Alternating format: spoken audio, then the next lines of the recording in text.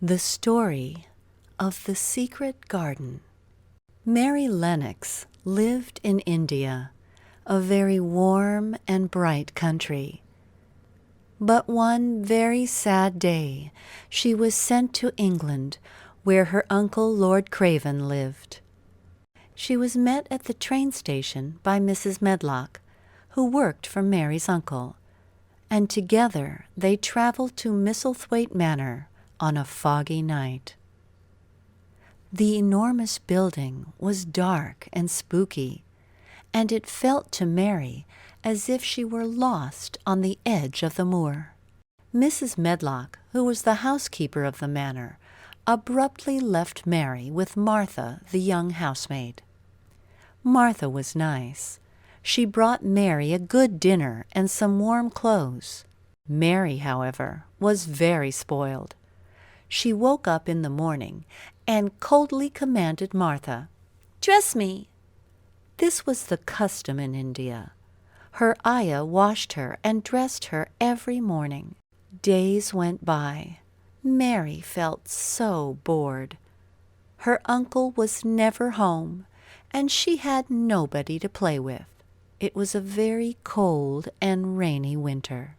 One day, Martha gave her a skipping rope. "Why don't you try it?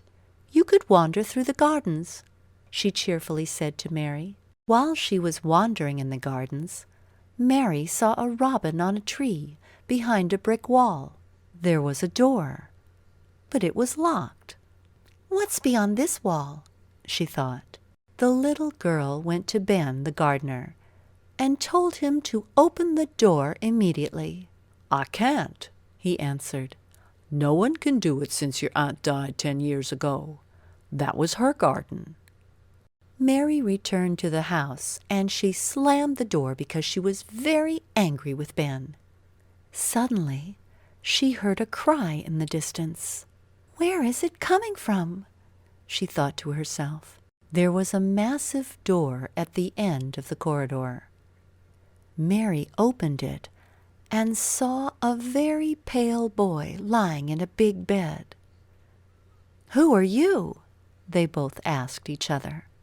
Mary discovered that the boy was her cousin Colin, her uncle's son. They were the same age.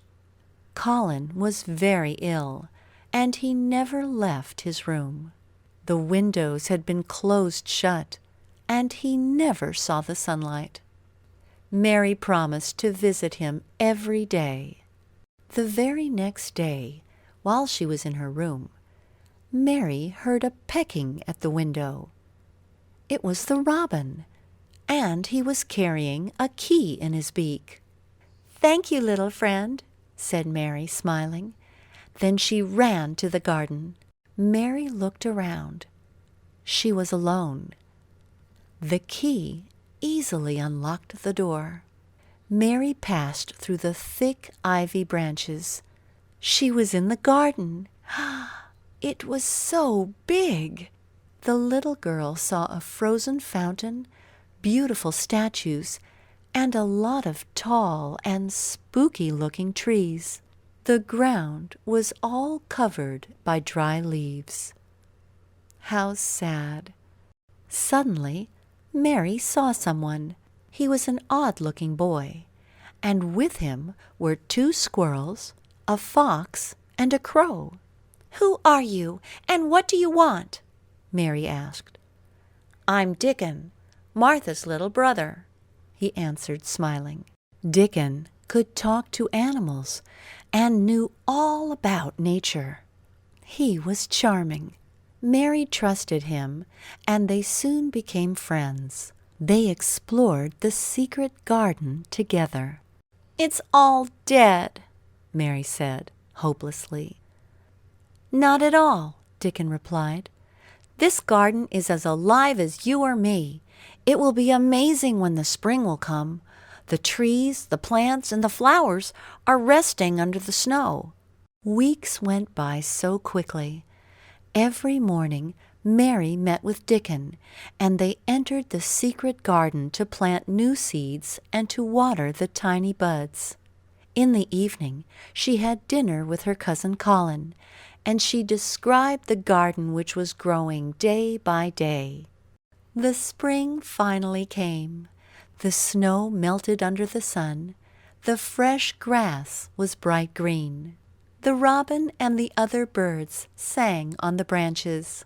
Mary decided to take Colin into the secret garden so they might play together. One day, Mary and Colin went secretly outside. Mrs. Medlock would never allow Colin to go out of his room. She thought he was too ill, but he wasn't. The garden was full of sweet smells and melodies. Pink and white roses grew and blossomed everywhere. Colin never felt so happy. Mary and Colin were having such a wonderful time in the garden, they didn't realize that the door to the garden had been left open. When Mrs. Medlock discovered them in the garden, she was furious.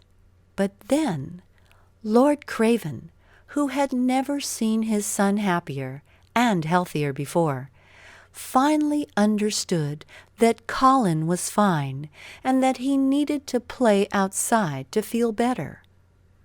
So together they all played and laughed in the garden, which was not secret anymore. The end.